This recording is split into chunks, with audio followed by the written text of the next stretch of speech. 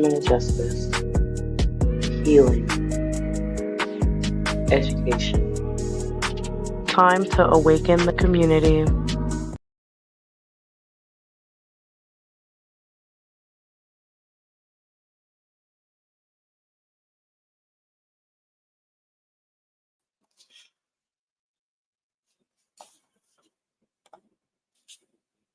Good morning, afternoon, evening, however, or whenever you're listening. I know I get tongue-tied with that too.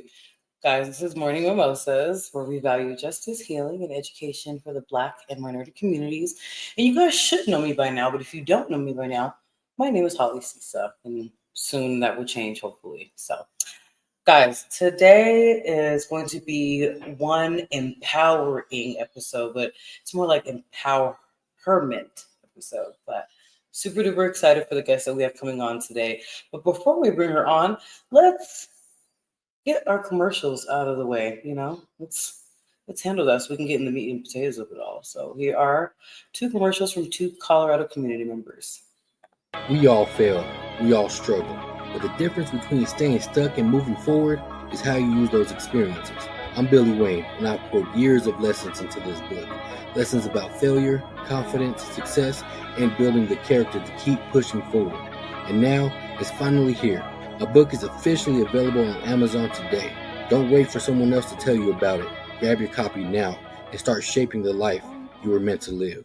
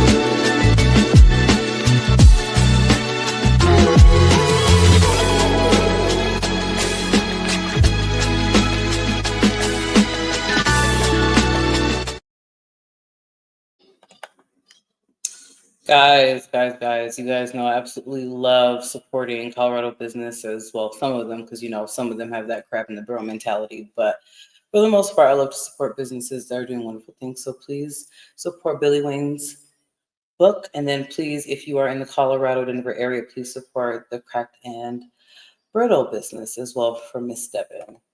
Guys, now it is time for the best part, which is us welcoming our guest for today. But you guys know how we do here at Morning Mimosas. We do it the Morning Mimosas way, which is this way.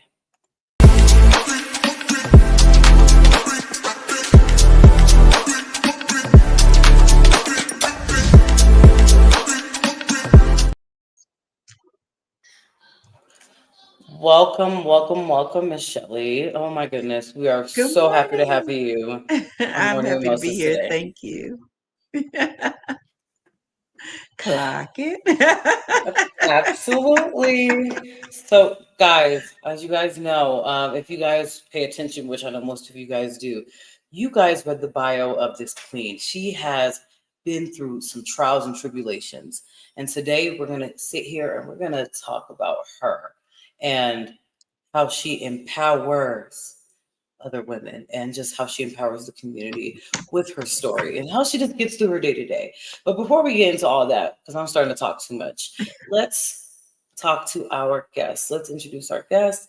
Let's have her talk about her a little bit, and then let's get into the meat and potatoes of it all. Good morning. I'm so happy to be here. Thank you so much, Holly. Yes, I am Shelley Meche'tte, and as you mentioned, I have been through a few things, and recently, as a recent stroke survivor, I have been able to pivot my life and pivot the things that I have been called to do because I have been able to readjust some things and reevaluate some things and look at some things that matter most. I am an entrepreneur at heart. I love the hustle. I love the grind. But in this recent experience, I found out that there's so many times that we're pushing for things, that we're hustling for things, that we're burning out, that we're becoming overwhelmed, all of these different things because we put ourselves in a position to do more grinding in life than we need to. And so this was something that during my experience, I ended up pivoting a little bit to be able to lead my life more in grace versus the grind. Absolutely. So she just mentioned, guys, so if you guys read her bio, she has survived 3 strokes. Three. Guys, that, I mean, I just want to go ahead and just put this up here for her really quick. Like, she has survived 3 strokes. Miss Shelley, please, especially talk to our community in general about what it is to please take care of yourself because you have survived something so major, and just bring awareness to people who are not taking care of their health and how people can prevent getting a stroke. You know what's so funny is in my situation, I thought I was taking care of myself. And so I think that a lot of times we might think that we're taking care of ourselves, but if we're not making sure to watch our numbers, to look at, to get blood tests, to see what's going on, I think we skip a lot of things. And so I did do the yearly going to the doctor. I did do the looking at the numbers, but I didn't understand the numbers always. So when I would go back to my doctor, especially when it came to diabetes, it would say that my numbers were Mm. high, but I didn't understand what that meant.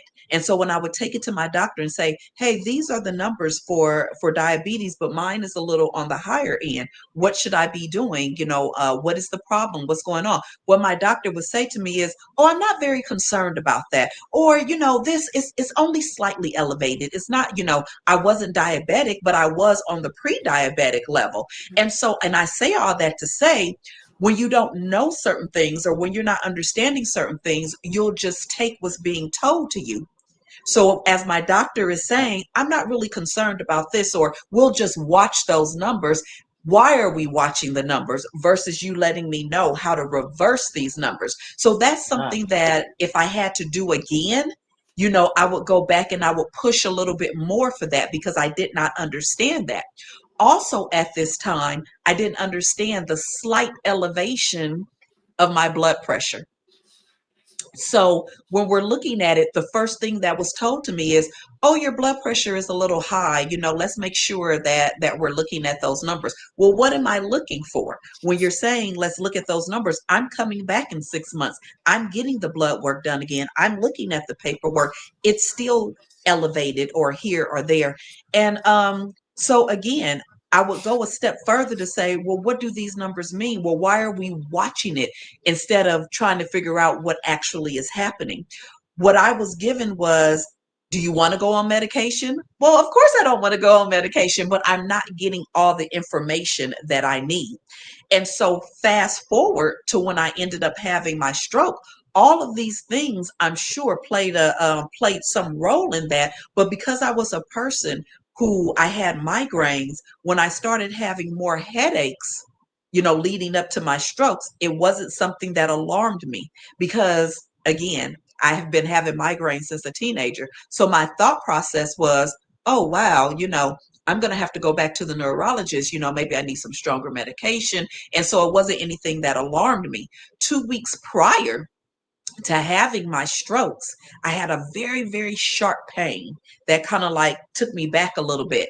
And again, my whole thing was, no, I need to make this appointment like ASAP because my eyes were hurting. I couldn't, look up without there being pressure. I was a little wobbly while I was going to find some water to take my medication. 2 weeks after that, the same pain hit, but on the left side. It knocked me back into my bed. At the time, my daughter said to me, "Why are you talking funny?" But we didn't clue it in. We didn't clue in. I didn't feel like I was talking funny, but later she said I had a little droop in my mouth. None of us knew this as a sign. So we didn't take it as a sign. And because me and my kids are always doing, like little banter here and there, I was like, girl, go on somewhere because I didn't feel different. In the middle of the night, Holly, this same pain shook me out of my sleep. Like it completely jolted me. I jumped up. That's how much, how hard it hit. And my head was really sore and it was like a piercing pain. And I'm like, no, I'm headed into ER as soon as the sun come up because I just don't. These are more frequent, so maybe there's something on the brain. I wasn't concerned in a way where I thought this is, could be death or anything like that. But I was going, these headaches are a little more frequent. They're getting stronger. There may be something, on the brain now. Let me do my due diligence and catch this before something happens. God is so good though, because I went to ER. I sat in ER. Y'all know you sit in ER for hours, right? Girl, I had my snacks. I done watch TikToks. I'm having a good time in there, just chilling. And right when I got into the back with the ER doctor, she was literally going through the test with me, the neurology test with me, when she asked me to spell the word world. And I could not spell the word world. And I was so confused. I literally saw the word in my head and it started to disappear, starting from the D all the way to the W. And it was at that time, and I sat there and I kept trying to understand again, like, what are you saying? And she's like, can you spell world?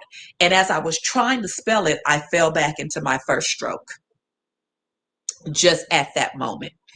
Totally, I've never had health issues. So this was very like, whoa, 5 months prior, I had a surgery for fibroids. But other than that, that was the first major thing. That was my first major surgery, in 2024. And this was my first major issue in 2025. And so I've never had any issues until then. So after that happened, I'm just like, whoa. So they're like, let's get you into a room. Everyone is trying to figure out what has just happened to me. I call my family. I let them know. They're on their way. I'm literally talking on the phone to my mother as she and my daughter are driving to the hospital. And I go into my second stroke while I'm on the phone with my mom. And so my mother is literally yelling on the phone, for a doctor, to come just in case somebody passes by. And she's screaming, for a doctor to get there, someone to come, which I can only imagine the devastation of hearing your child speaking to you and then not. And eventually, a doctor did come in and said they were going to get me in so that I can do an MRI. But it was that stroke that took my speech. So after that, so every time I open my mouth, I get excited because that stroke took my speech. So I literally was on the phone with my family 1 minute, but by the time they made it to the hospital, my speech had been impaired. Yeah. And as we were sitting, and I finished going through some other tests, and as we finished those tests, while I'm sitting there with my family, I go into the third stroke. And this is the one that almost takes my life. This is the one where I literally felt the life leaving my body. I tell people it's equivalent to a sponge that's filled with water, and you're literally holding the sponge and squeezing the water out of it. And so that by the time you get to the bottom of the sponge, all the water is gone. That's what it felt like. All the life was just pressing out of my body. And I knew that once it got to my feet, it would all be over. And, so I took that moment because I had told my family, I'm like, I am not going to make it. And my family kept going, that's not true. That's not true. And my mother kept saying, no, you're going to be fine. And I told her, I said, I'm not. I had began to become extremely cold. I was cold over my entire body. My mother and my husband both said that when they touched me, I felt like ice. My mother literally said to me, you felt like you had been in the morgue. That's how cold you were. And I kept telling them, I'm freezing. I'm freezing. And it always makes me emotional because at that point, understanding that I was not going to come out of this, I looked up at my husband because I really wanted, mm, I, hmm, I wanted I wanted the last thing that he heard from me to be that I loved him. And so I looked up at my husband and I said to him, I said, I love you. And he mouthed back, that he loved me, and his eyes were misty, and I will never forget the look, in his eyes, because he had just buried his mother 8 months before. And his thought process was, wow, and now I'm about to bury my wife. And when I laid back down, I turned to my mother and I whispered to her that I loved her too. And she just gave out this scream that I never heard from her before and pray to never hear again. And I laid down after that, and I laid down with a peace that this was the end of my life. There was no fear. There was no, you know, anxiety or like, oh my gosh. It was just peace that I laid down, and I made peace with God that this is it. Thank you for my life, and I've come to the end of it. But then something miraculous happened. My mother yelled out, no, God, not my daughter. And my husband ran to get our kids so that they could come in and say goodbye because they were in the waiting room at this time. And while all of this is going on, all of a sudden everything just stopped, Holly.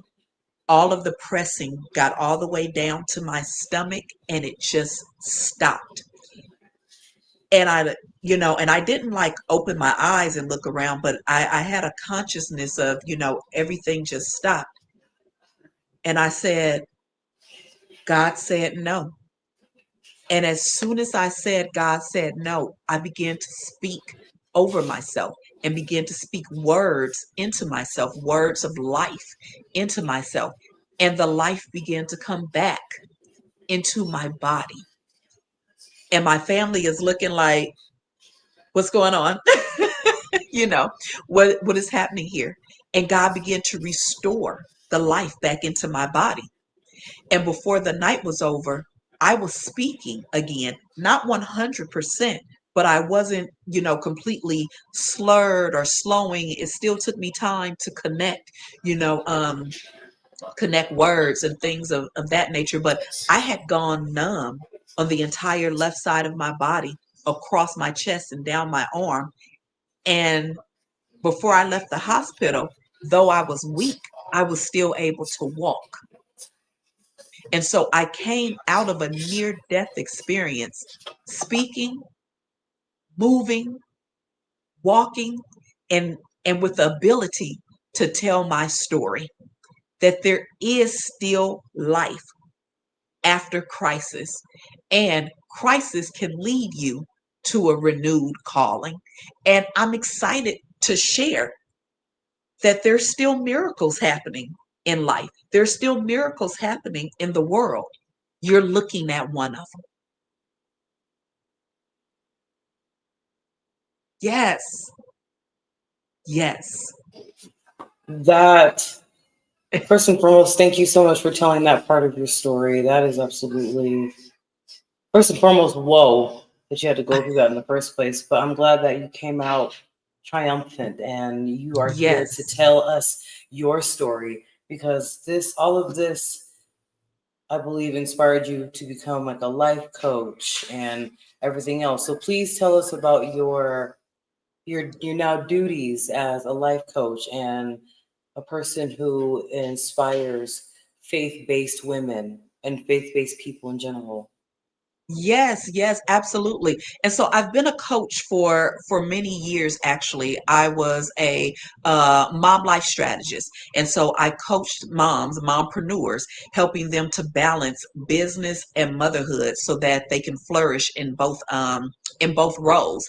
And so after this, I was redirected I was redirected to work with faith-driven women entrepreneurs, so to help them align both their faith and their business so that they can lead, live, and thrive with purpose and God-centered strategies. And so that is what I do now. And we want to do this without the burnout. We want to do this without having to grind. We want to do this without the overwhelm. And that's not to say that when we combine, our business and trying to do it God's way, that's not to say that business doesn't come with its own, issues and overwhelm. That's not what I'm saying, because it absolutely can. Entrepreneurship comes with a headache. Okay. And so, so let's just be real. Okay. Thank Okay. you. But what we don't want to do is add to that headache by doing a world system of hustle. So when we throw that out and we look more at alignment, what have we been aligned to do? What have we been called to do? And so when we stick more in alignment, then it makes the job of us being entrepreneurs a little smoother, because now we're listening for the strategy. We're listening to who is it that we're supposed to connect with. We're understanding purpose, not pushing. And that's not to say, again, that we don't push in purpose. That's to say that when I'm aligned with purpose, I know when it's time to push. I know when it's time to rest. I know when it's time to run. I know when it's time to chill. I know what to chase. I know when to chase. I know how to chase. And so I'm not just out there blindly doing things, or I'm not running after one thing when I should be connecting on another thing. And that's what we're chasing: connection, alignment, bridging, not doing it in blindness, but doing it in strategic alignment and intentionality. Look, let me tell you something. I know we don't have a mimosa right now, but I have to do this sip moment. Okay, look, how about this? I have my water. There we go. Okay. There we go. Okay, we about to have a sip moment, y'all.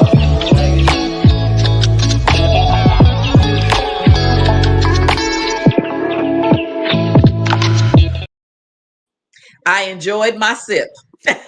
Quite Same refreshing. here. Okay, I absolutely loved it. I have all this ice water in my pretty little tumbler. I absolutely love it. No, I had to make sure that we had to do a sip moment, because everything that you're saying is hitting me like you preaching to the church. So I had to sip. I had to sip for that.